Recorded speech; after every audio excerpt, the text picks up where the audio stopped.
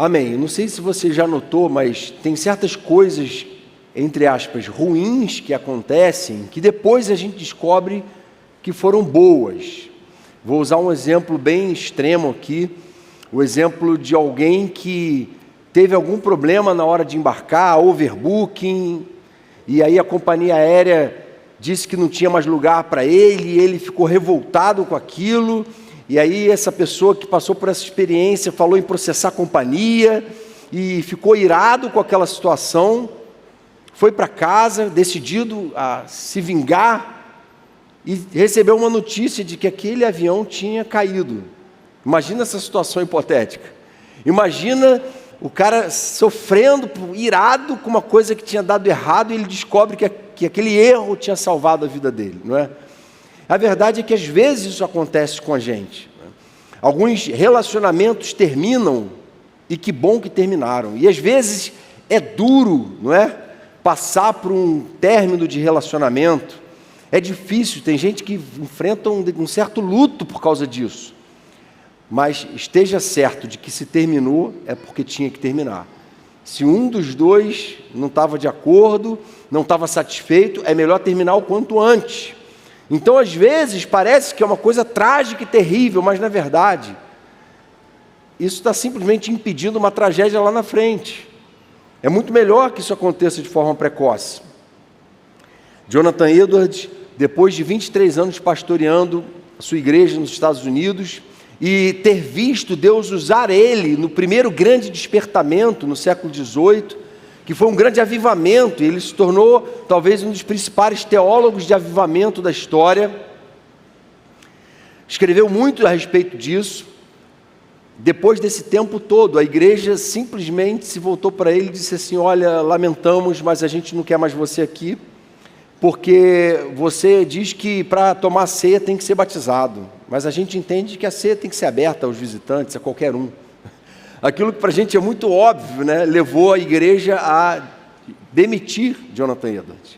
E o que aconteceu com a vida dele? Entrou numa depressão sem fim? Não, ele foi ser missionário entre os moicanos, pioneiro na missão entre os moicanos, e Deus usou ele ali para alcançar aqueles índios.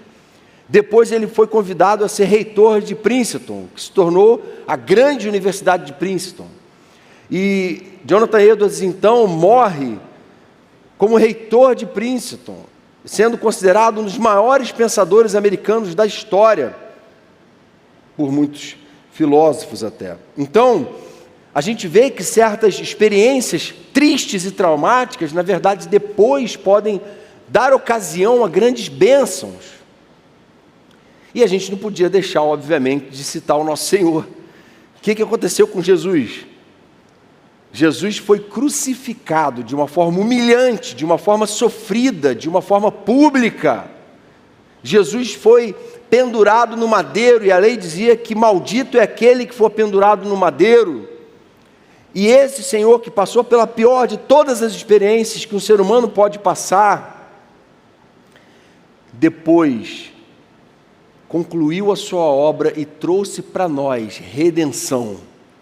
Esse Senhor, então, foi glorificado, ascendeu aos céus diante dos homens, e Ele virá em glória buscar a sua igreja. Amém?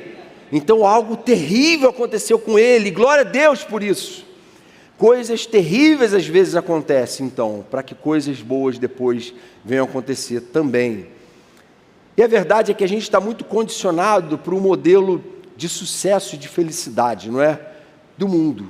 Jesus, é interessante que quando ele vai fazer o Sermão do Monte, lá a partir de Mateus capítulo 5, ele já começa estabelecendo, a primeira parte do Sermão do Monte, que são as bem-aventuranças, é Jesus dizendo qual é o padrão de felicidade do reino de Deus. E ele o tempo todo, na verdade, se contrapõe ao padrão de felicidade do mundo. O mundo diz que vocês têm que ser felizes e rir o tempo todo, e eu digo, felizes são aqueles que choram, porque serão consolados. Bem-aventurados são vocês, quando vocês passarem por perseguição, porque fizeram isso com os profetas que vieram antes de vocês. A felicidade de vocês não está naquilo que a felicidade de quem não conhece a Deus está. Vocês vivem segundo outros valores, outros princípios. Então, às vezes, a gente do lado de fora pode estar passando situações muito dolorosas e difíceis, mas na verdade, a gente está pleno de felicidade, alegria, contentamento e certeza de que nossa alegria eterna já está garantida pelo nosso Deus, foi conquistada por Jesus na cruz. Então, há um modelo de sucesso do mundo, que na verdade para Deus representam derrotas, e há uma ideia de derrota nesse mundo, que para Deus na verdade é sucesso. Dietrich Bonhoeffer foi um pastor que foi fiel à pregação da palavra na Alemanha nazista. E aí Bonhoeffer então escreveu diversos livros, inclusive foi para os Estados Unidos, né, por causa de perseguição, e lecionou nos Estados Unidos durante aquele período ali. Mas ele falando a respeito do nazismo, que era considerado por muitos alemães na época, antes de se descobrir muitas atrocidades, um modelo de governo bem-sucedido, um modelo de sucesso. Olha como a gente evoluiu, não é? A humanidade está evoluindo, a raça ariana é a raça superior. E aqui o evolucionismo darwiniano influenciou essa forma de pensar. E aí, então, Bonhoeffer escreve o seguinte no livro Ética. Ele fala assim: a figura do crucificado desautoriza todo raciocínio orientado pelo sucesso. Aos olhos dos homens, o crucificado é um fracasso, mas aos olhos de Deus, Jesus foi o maior sucesso que já passou por esse mundo. E é isso que a gente tem que se deixar confrontar por esses paradoxos que a Bíblia traz, não é? Como é que pode alguém que foi pendurado como maldito ser um modelo de sucesso? É porque para Deus o que é sucesso é diferente do que é para nós. No texto que a gente vai ler, a gente vai tratar de dois desses paradoxos. E Paulo então fala do primeiro paradoxo, que é alegria no sofrimento. Na nossa lógica é assim: se tem sofrimento não tem alegria, porque sofrimento é o oposto de alegria. Mas na lógica que Paulo aprendeu com Deus, muito sofrimento leva a gente a uma condição de alegria plena de verdade, não é? O outro paradoxo é força na fraqueza. E a gente vai ver aqui durante essa exposição. Peraí, mas se eu estou fraco, então eu tenho que estar fraco, eu não estou forte, não é? A gente precisa então pensar a respeito disso aqui. Seria possível então nossa fraqueza se tornar em força, a gente encontrar alegria no sofrimento? Que tipo de vida vitoriosa Deus quer que a gente experimente, não é? A palavra diz que a gente é vitorioso com Cristo, sobre todo o principado e potestade, que há uma vitória eterna aguardando a gente. E aí, gente, o apóstolo Paulo, nesse capítulo 12 de 2 aos Coríntios, vai falar, na verdade, de uma experiência pessoal que ele teve. E a experiência foi a seguinte: ele fala assim: havia um homem que eu conheço, que 14 anos atrás foi levado até o terceiro céu. Ele ouviu coisas indizíveis. E ele então foi arrebatado ao paraíso. E ouviu coisas que ao homem não é permitido falar. Então ele está falando de si próprio na terceira pessoa, para não parecer que ele estava se gabando disso. Exatamente porque depois ele vai falar, a partir do verso 7, acompanha a leitura comigo. Para impedir que eu me exaltasse por causa da grandeza dessas revelações, foi-me dado um espinho na carne, um mensageiro de Satanás, para me atormentar. 3 vezes roguei ao Senhor que o tirasse de mim, mas ele me disse: minha graça é suficiente para você, pois o meu poder se aperfeiçoa na fraqueza. Portanto, eu me gloriarei ainda mais alegremente em minhas fraquezas, para que o poder de Cristo repouse em mim. Por isso, por amor de Cristo, regozijo-me nas fraquezas, nos insultos, nas necessidades, nas perseguições, nas angústias, pois quando sou fraco é que sou forte. Amém, irmãos? Que texto lindo, não é? Que revelação tremenda e confrontadora para toda a lógica desse mundo. Paulo então fala que o próprio Deus havia posto nele um espinho na carne. E é interessante que ele fala, é mensageiro de Satanás. Mas mesmo sendo mensageiro de Satanás, foi Deus que colocou. E aí o mensageiro de Satanás não é uma pessoa, é essa dor física que ele sente, que ele não revela o que é, Mas para nós pouco importa saber da vida íntima de Paulo e do que especificamente era esse sofrimento físico que ele sofria, que ele estava passando. Mas é importante para a gente saber que o texto fala de força na fraqueza e alegria no sofrimento. Essas são as lições que a gente vai tirar desse texto aqui agora. A primeira lição é que os fracos vencem quando discernem a pedagogia de Deus no sofrimento. Então, a gente é fraco, a gente é vulnerável, a gente não tem força, muitas vezes, em si próprio para resolver problemas, para superar dificuldades, não é? A gente se vê tão vulnerável a certas adversidades e lutas e ataques, seja de pessoas, seja de pensamentos. As coisas parecem que às vezes se desorganizam na nossa vida e a gente passa por lutas que a gente não previu que fosse passar. E algumas pessoas até entram em depressão por não conseguirem lidar com essas situações. Mas a verdade é que mesmo no meio de todas essas lutas que eu e você enfrentamos todos os dias, a palavra ensina que a gente pode sim sair vitorioso se a gente entender que pode haver um propósito glorioso em cada sofrimento que a gente está enfrentando. Então, o problema de Paulo aqui, que ele aponta, e o que Deus ensinou para ele, era que ele precisava ter a sua soberba abatida. Ele fala assim, olha, para mim isso é uma fraqueza. Paulo era alguém muito admirado pelas pessoas. Era uma celebridade do seu tempo. Tanto no farisaísmo, no meio do judaísmo, como depois no meio das igrejas que ele plantou. Ele era alguém que era um grande líder, um grande pensador, alguém que brilhava. Então, ele fala assim, olha, realmente Deus me levou a conhecer tamanhas grandezas e mistérios, coisas até que eu nem posso revelar, que eu acabei me envaidecendo. E aí Deus está usando esse sofrimento para impedir que eu me ensoberbeça, para tratar o meu coração. Entendem que o sofrimento por si só não é nenhuma vantagem, mas o sofrimento, quando a gente se submete à pedagogia de Deus, ao que Deus quer ensinar para a gente, ao propósito que Ele quer mostrar para a gente, pode se tornar uma grande ferramenta na mão de Deus. E aí aquilo humilhava ele constantemente. Coisas que nos humilham podem ser verdadeiros remédios de Deus para tratar a nossa alma. Porque, gente, o orgulho é o pecado mais raiz de todos, não é? Por que Adão e Eva quiseram ser conhecedores do bem e do mal?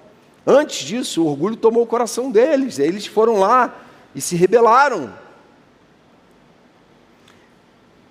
Lembram de Jacó, que enganou o seu irmão, enganou o seu pai, né? Suplantador.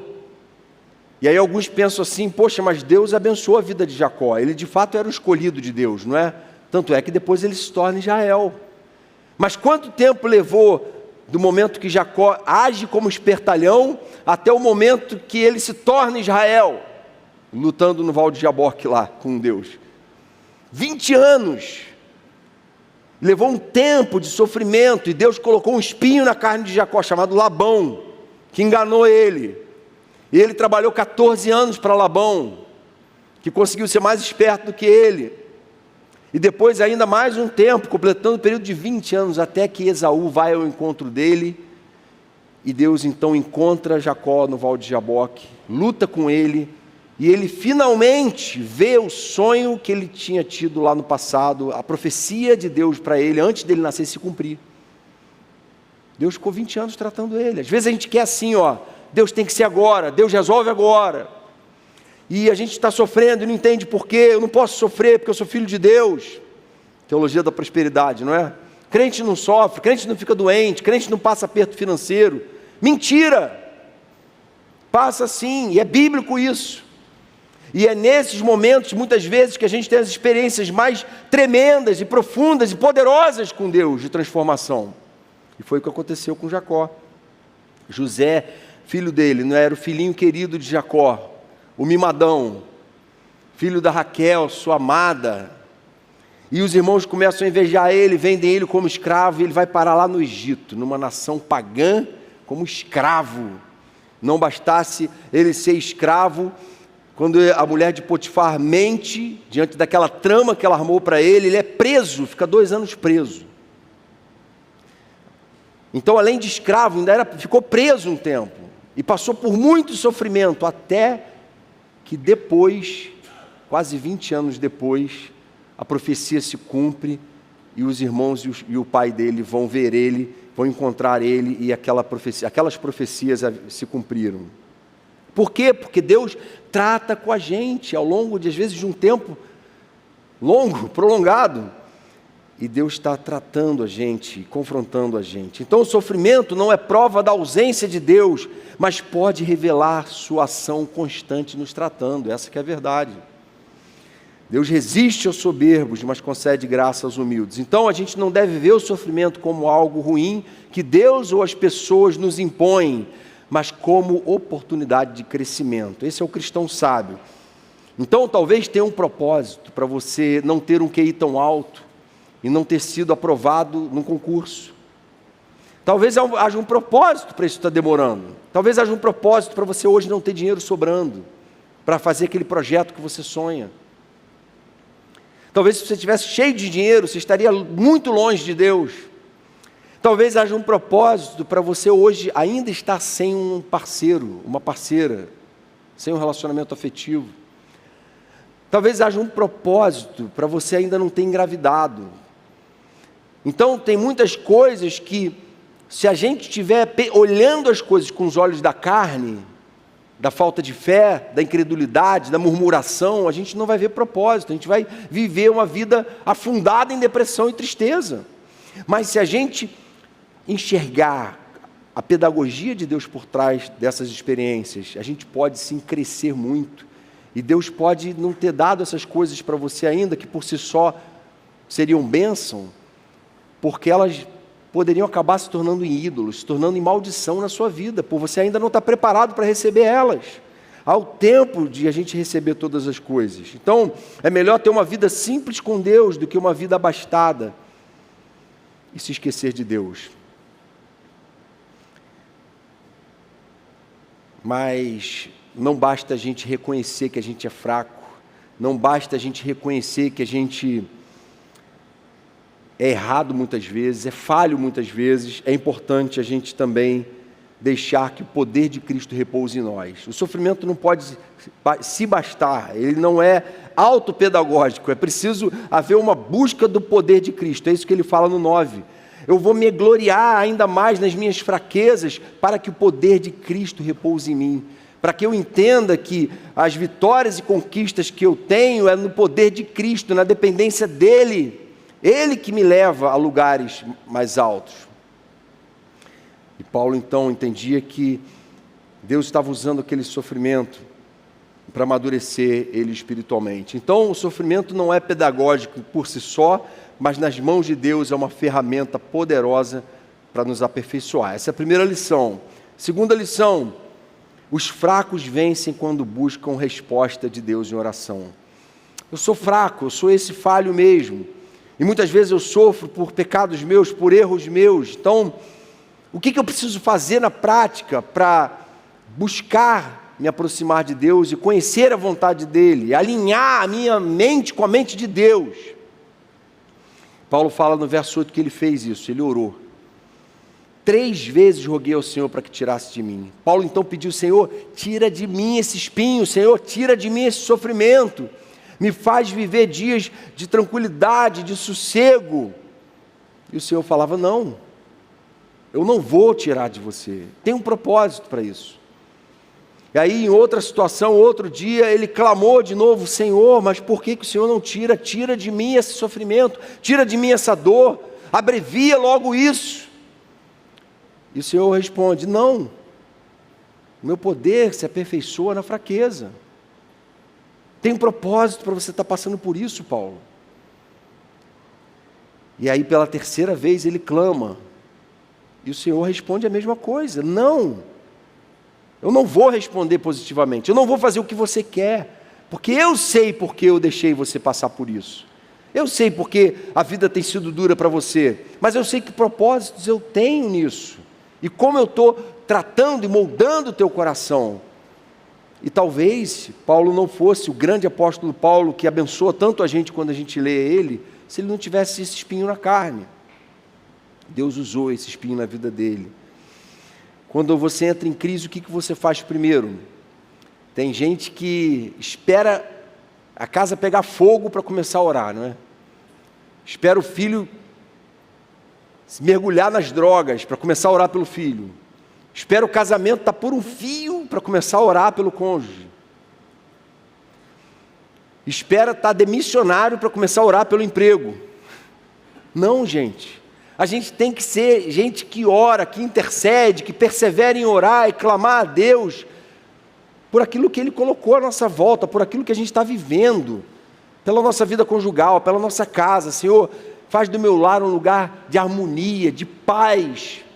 Vem derramar sabedoria para mim, Jonatas, como pai, para ser um pai sábio em educar meus filhos. Ser um marido que ama a esposa, que sabe demonstrar esse amor. Vem me fazer um profissional que lá naquela empresa eu vou abençoar aquelas pessoas que convivem comigo ali. E eu vou me tornar um funcionário que se destaca por ser excelente no que faz, para que as pessoas, vendo as minhas boas obras, glorifiquem ao meu Pai que está nos céus. Amém? Então essa tem que ser a nossa oração. A gente tem que orar de forma preventiva, orar para que, enquanto a gente vai vivendo as experiências, Deus vá moldando o nosso coração e alinhando a nossa visão com a dele. E aí Paulo conseguiu enxergar glória nesse espinho, conseguiu enxergar alegria no sofrimento. Por quê? Porque ele era um homem de oração. E a gente não vai conseguir chegar tão perto de Deus de outra forma. O caminho é esse, não tem outra alternativa. Então, Deus é compreensivo quando a gente clama a Ele. Paulo sabia que aquele espinho na carne tinha sido colocado por Deus, não é? Ele fala isso. Jó sabia que Deus tinha feito aquilo tudo com ele, mas ele abomina a si próprio. Ele amaldiçoou o dia do seu próprio nascimento, porque ele preferia morrer do que viver infiel a Deus e reclamando de Deus. Jesus orou, falou: Pai, se possível, passa de mim esse cálice, Senhor. Ele sabia, Jesus o tempo todo demonstrou que ele sabia quem ele era, qual a missão que ele estava cumprindo. Mas quando a missão já estava quase se consumando, ele fala: Pai, lá no Getsemane, se possível, passa de mim. Eu não quero passar por isso, a minha oração é essa. Mas seja feita a tua vontade. E quando ele fala isso, ele alinha a vontade dele com a de Deus, ele se submete a Deus. E aí ele entende e volta ao prumo, e volta ao trilho do propósito de Deus, e Deus cumpre esse propósito na vida dele. Eu gosto muito de um salmo que diz assim: Deus conhece a nossa estrutura e sabe que somos pó. Até quando a gente pede errado, Ele sabe. E Ele fala não às vezes para a gente, mas Ele compreende. Então você pode orar, clamar, derramar a sua alma. E quanto mais você orar e fizer isso, mais você vai ficar sensível à voz dEle, mais vai ser capaz de ouvir Ele. E foi através da oração, então, que Deus ensinou para Paulo que o poder se aperfeiçoa na fraqueza. Gente, presta atenção, tem muita coisa na Bíblia que é objetiva. Você abre a Bíblia, lê e está lá. Mas, estou com um espinho na carne aqui, isso é de Deus ou não é? A Bíblia não está dizendo que a minha enfermidade é ou não é de Deus. Esse discernimento eu preciso buscar como? Em oração. Então há muitas coisas na nossa vida que a gente vai descobrir em oração. Então, muita coisa que pode estar confusa na sua cabeça é porque você tem talvez orado pouco. Não é? A gente tem 4 reuniões de oração aqui na igreja, semanais, uma para cada perfil. Adolescentes, jovens, mulheres e geral, quinta-feira à noite. Talvez você não tenha realmente condições de vir, mas talvez você simplesmente optou por não vir. Você não vê tanta necessidade nisso. E está junto com a igreja, clamando, orando, buscando alinhar o seu coração com a palavra de Deus e com Deus em oração, exercitando isso em comunhão. E aí você começa a passar um monte de luta e não entende por quê, porque além de não vir, você também não tem esse hábito de orar todo dia. E Paulo fala com tom de urgência: gente, orem sem cessar, orem sempre.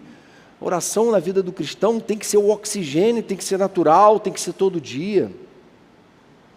A gente não tem que orar por obrigação. A oração, quando se torna um hábito, se torna altamente prazerosa, porque orar é se relacionar com Deus. E quanto mais a gente ora, mais Ele vai falando, não, não é por aqui, não, isso aí não é assim. E Ele vai mudando nossas emoções e nossas formas de enxergar as coisas. E vai nos lembrando da palavra, que é a espada do Espírito. O Espírito usa essa palavra como arma contra o pecado e contra o engano do nosso coração. Então é preciso meditar na palavra, mas é preciso orar na mesma proporção. Interceda todos os dias pelo seu casamento, interceda todos os dias pelos seus filhos, interceda pela sua vida financeira, interceda por cada decisão que você vai tomar. Submeta todas as coisas a Deus em oração e deixe que Ele te ensine a administrar cada uma delas. Então essa é a segunda lição que Paulo ensina para a gente aqui, a oração, para entender o sofrimento. E a terceira e última lição é que os fracos, nós vencemos quando nada mais rouba a nossa alegria. Tem coisas que a gente deixa que roube nossa alegria, não é? Paulo já tinha dito assim no verso 9, eu me gloriarei ainda mais alegremente nas minhas fraquezas, não é? Aí agora no verso 10 ele fala assim, por isso, por amor de Cristo, regozijo-me nas fraquezas, ele repete, mas ele acrescenta alguns itens, ele fala assim, nos insultos, nas necessidades, nas perseguições, nas angústias, pois quando sou fraco é que sou forte. Tudo isso que o mundo diz que é evidência de derrota, para mim é motivo de alegria. Eu gosto muito de um texto de Filipenses 1:29, em que Paulo se fala assim, a vocês foi dado o privilégio de não apenas crer em Cristo, mas de também sofrer por Ele. O privilégio de sofrer, olha que coisa interessante. Alegria por sofrer, e a gente então, quando entende isso, que há certos sofrimentos que a gente passa só porque a gente é cristão, e só porque a gente está buscando ser fiel a Deus, até privações às vezes, a gente começa a entender o que Paulo está querendo dizer aqui, e a gente é capaz de orar, fazer orações como essas aqui, ó. Obrigado, Senhor, por eu ter sido excluído de um certo grupo, por não compactuar com o pecado deles. Obrigado, Senhor, por meu namoro ter terminado, porque eu decidi que só me tornaria uma só carne depois de deixar pai e mãe. Obrigado, Senhor, por não ter ganho uma grana alta naquele esquema ilícito. Obrigado, Senhor, porque eu estou passando por essa e aquela privações e sofrimentos, porque eu tenho sido fiel ao Senhor e eu prefiro passar por eles fiel ao Senhor, do que tendo muito, perder o mais importante e essencial. Jesus diz assim, em Mateus 7, entrem pela porta estreita, pois larga é a porta e amplo o caminho que leva à perdição, e são muitos os que entram por ela. Está cheio de bloquinho de carnaval, está cheio de festas vazias de alegria, falsas alegrias, está cheio de aparentes felicidades, felicidades que se dissolvem no dia seguinte, na nuvem daquela, esqueci até o nome que se dá, quando a pessoa bebe muito e fica com ressaca, né? Daquela ressaca, a alegria vai toda embora. Como é estreita a porta, é apertado o caminho que leva à vida, são poucos os que o encontram. São poucos, e esses poucos que encontram, não têm a sua alegria firmada nesse mundo, mas têm seus olhos na eternidade. Paulo fala assim em Colossenses 3, pensem nas coisas lá do alto, onde Cristo vive assentado à direita de Deus. A gente tem que viver aqui nesse mundo, com a mente no céu. Eu li esses dias uma citação muito legal que diz assim, o Evangelho é um chamado à autorrenúncia, não à autorrealização. A gente vê essa teologia do coaching aí, não é? Antes era prosperidade, agora é coaching, né? Da autoajuda, seja o melhor você mesmo, que coloca o homem no pedestal, né? Só que o Evangelho de Jesus não fala isso, ele fala assim, se alguém quer vir após mim, dia a dia se negue. O convite de Jesus é a autorrenúncia, e é quando a gente perde a vida que a gente encontra. E ao tentar ganhar a vida, a gente perde. Esse é o maior paradoxo do Evangelho, não é? Ao tentar ser alegre, a gente vive triste. E ao se humilhar diante de Deus, a gente experimenta uma alegria verdadeira, duradoura, uma alegria que nada abala. Que Paulo, dentro de uma cela escura, úmida, em Roma, ele escreve aos filipenses: alegrem-se no Senhor. Outra vez eu digo, alegrem-se. E a epístola escrita de dentro da cadeia de Filipenses é conhecida como a epístola da alegria, porque ele sabia que aquela condição que ele estava vivendo não era capaz de tirar a alegria dele. Se ele fosse decapitado no dia seguinte, ele ia morrer feliz por uma vida eterna diante de Deus em glória. E a gente tem que lembrar disso. Quando sou fraco é que sou forte. Quando eu decido ignorar a minha vontade, dar lugar à vontade de Deus. Quando eu, assim como João Batista fala, agora importa que eu diminua, que Ele cresça, que Ele se torne o Senhor, a gente começa a experimentar a plenitude de alegria. Deus não tem prazer em nos ver sofrer, mas o nosso orgulho muitas vezes torna o sofrimento um meio necessário, um remédio necessário.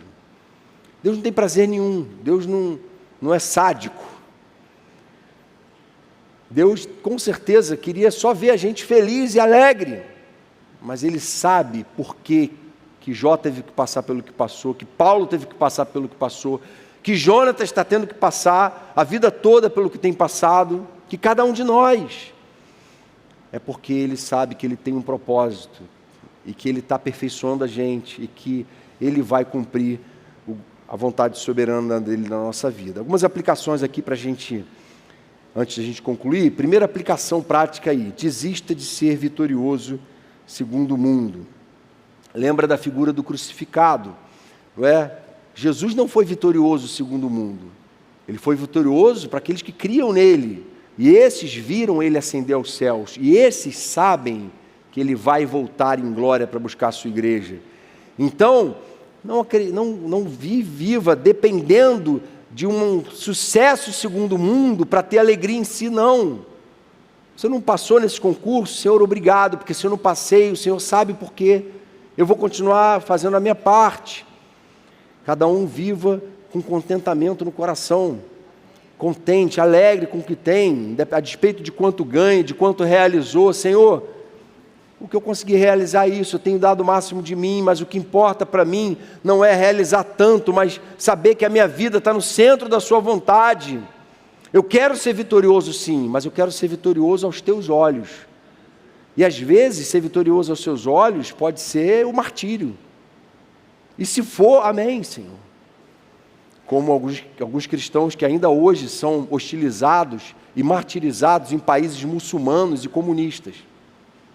Então, esses são vitoriosos para Deus, mas para o mundo não, perderam a batalha, né? João Batista, que foi decapitado por causa do capricho da sobrinha lá de Herodias, não é? É um derrotado, mas para Deus, para Jesus, não houve um homem maior do que ele nessa terra, do que João Batista, nascido de mulher. Jesus falou: sem mim vocês não podem fazer nada. Entendam que a vitória é depender de mim. Sem Ele nós somos miseráveis, pobres, cegos e nus. Mas no poder que está em Cristo, a gente pode ser mais que vencedor. É muito legal essa expressão mais que vencedor. Você não encontra ela na literatura secular. Você só encontra ela na palavra de Deus. Porque há um conceito do vencedor no mundo, não é? É aquele que está no lugar mais alto do pódio. Esse é o vencedor. Tem alguém acima dele? Não, não tem. É ele, é o que está no primeiro lugar do pódio. Esse é o vencedor. Mas e acima dele? Não, não tem. É só ele. E aí Paulo fala assim: nós somos mais que vencedores por meio daquele que nos amou.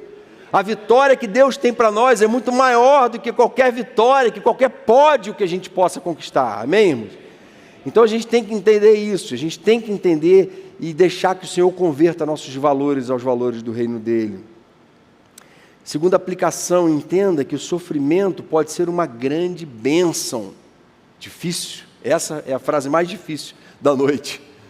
Senhor, o sofrimento pode ser bênção, Senhor. Como assim? Mas a gente não vai entender isso, até que a gente comece a orar. Mas, Senhor, por que eu estou passando por isso? Senhor, onde eu tenho errado? Senhor, o que eu posso fazer para estar mais perto do Senhor, para ter discernimento?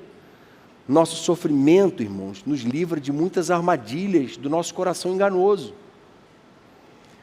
Lembre-se sempre da resposta do Senhor ao Paulo: minha graça é suficiente para você, porque o meu poder se aperfeiçoa na fraqueza. Amém?